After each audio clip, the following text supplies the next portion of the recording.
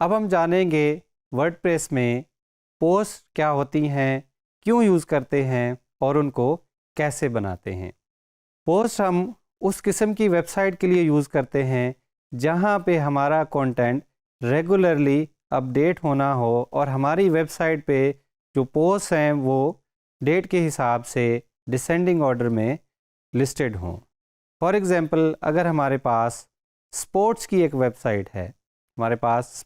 Website है, जिसमें हम स्पोर्ट्स से रिलेटेड न्यूज़ जो है वो ऐड करते हैं, तो सबसे नई न्यूज़ जो है वो टॉप पे नज़र आ रही होगी और उससे पुरानी जो न्यूज़ है वो बॉटम पे नज़र आ रही होगी।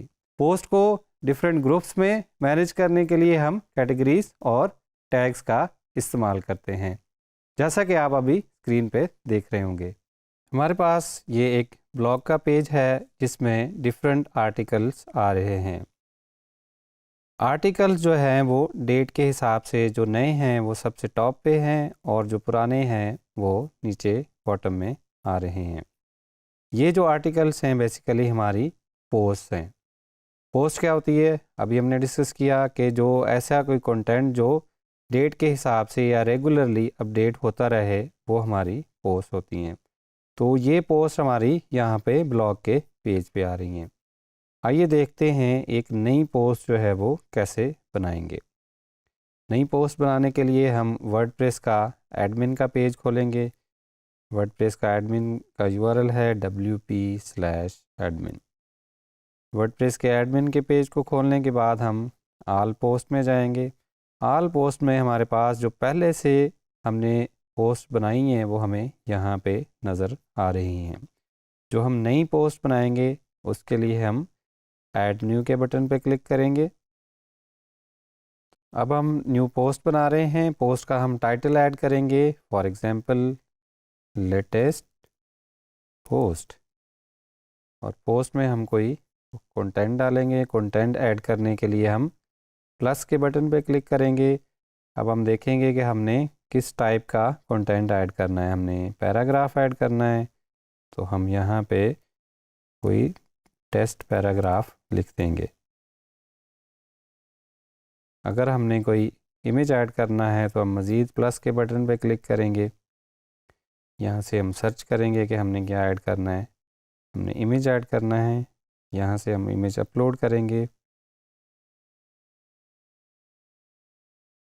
और हम अपनी पोस्ट को पब्लिश कर देंगे। अब हम जब अपनी वेबसाइट खोलेंगे तो जो हमने लेटेस्ट पोस्ट बनाई है वो हमें ब्लॉग के पेज पे बिल्कुल टॉप पे यहाँ पे नज़र आएगी। अब आप देख रहे होंगे कि बाकी सारी जो पोस्ट हैं उनमें यहाँ पे एक इमेज उनके साथ आ रहा है, लेकिन जो अभी हमने बनाई है उसके साथ कोई भी इमेज नहीं आ रहा। तो ये वाला इमेज हम कैसे ऐड करेंगे? हम दोबारा अपनी उसी पोस्ट में जाएंगे, उसके एडमिन में जाएंगे।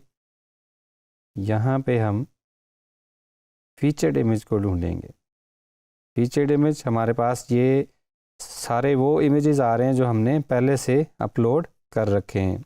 अगर तो हमने इन्हीं में से कोई इमेज सेलेक्ट करना है तो हम सेलेक्ट कर लेंगे, और अगर हमने कोई नया इमेज अपलोड करना है तो हम यहाँ से सेलेक्ट फाइल्स करेंगे और नया इमेज अपलोड कर लेंगे। इस पोस्ट के लिए हम पहले से जो इमेज अपलोडेड है उसी को हम यूज़ करेंगे। इसको हम अपडेट कर देंगे। अब हम अपना ब्लॉग का पेज रिफ़्रेश करेंगे तो हमें यहाँ पे इमेज भी नज़र आ रहा है। फीचर्ड इमेज पोस्ट का वो इमेज होता है जो आपके आर्काइव्स और लिस्टिंग में यूज़ होता है जो आपकी पोस्ट के साथ। आइए मज़ीद इसके ऑप्शन एक्सप्लोर करते हैं। जैसा कि हमने पहले पढ़ा कि पोस्ट के साथ डिफरेंट कैटेगरीज़ और टैग्स भी हो सकते हैं। तो जब हम कैटेगरीज़ को ओपन करेंगे तो यहाँ पे सारी वो कैटेगरीज़ आ रही होंगी जो हमने पहले से ऐड कर रखी हैं या पहले जो हमने पोस्ट बनाई हैं उनके लिए हमने क्रिएट की थी। अगर हमारी कैटेगरी इन्हीं में से कोई है तो हम जस्ट इसको चेक करेंगे। अगर इनमें से कोई नहीं है, हमने न्यू ऐड करनी है, तो हम यहाँ से न्यू कैटेगरी भी ऐड कर लेंगे। आप फॉर एग्ज़ाम्पल हम एक ट्रेंडिंग की कैटेगरी ऐड करते हैं तो ये न्यू कैटेगरी भी क्रिएट हो गई और साथ में सिलेक्ट हो गई। अब हम पोस्ट को अपडेट करेंगे, दोबारा ब्लॉग के पेज पे जाएंगे तो यहाँ पे हमें फॉर एग्जांपल हम इस पोस्ट को ओपन करते हैं, इसके एडमिन में जाएंगे, यहाँ पे उसको लिस्ट करेंगे। तो यहाँ पे अब कैटेगरी जो हमारे पास आ रही है वो ट्रेंडिंग कैटेगरी आ रही है। इस ब्लॉग की ग्रिड में कैटेगरी अगर हम डिस्प्ले करेंगे तो आएगी, अगर हम डिस्प्ले उसको नहीं करेंगे तो नहीं आएगी। कैटेगरी के बाद हम देखेंगे कि पोस्ट में टैग कैसे ऐड करते हैं। यहाँ पे हमने कोई रिलेटेड टैग ऐड करना है पोस्ट से रिलेटेड, जो हमारा यहाँ पे कंटेंट है जो वो कह रहा है उसी के रिलेटेड हम यहाँ पे टैग ऐड करेंगे। फॉर एग्जांपल हमारा ये एक ब्रेकिंग न्यूज़ है तो हम उसे ब्रेकिंग का टैग ऐड कर देंगे। पोस्ट को हम अपडेट करेंगे, वापस हमारी पोस्ट की लिस्ट पे जाएंगे तो अब हमारी यहाँ पे कैटेगरीज़ के साथ साथ यहाँ पे उसका टैग भी ऐड हो चुका है।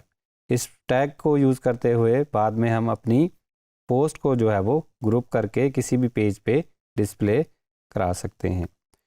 टैग्स के बाद हम जानेंगे एक्सर्प्ट्स क्या होते हैं पोस्ट में। एक्सर्प्ट्स पोस्ट के बारे में समरी होती है। फॉर एग्जांपल हमने बहुत सारी पोस्ट, कोई 20 पोस्ट हमने ग्रुप कर ली एक टैग या कैटेगरी की मदद से।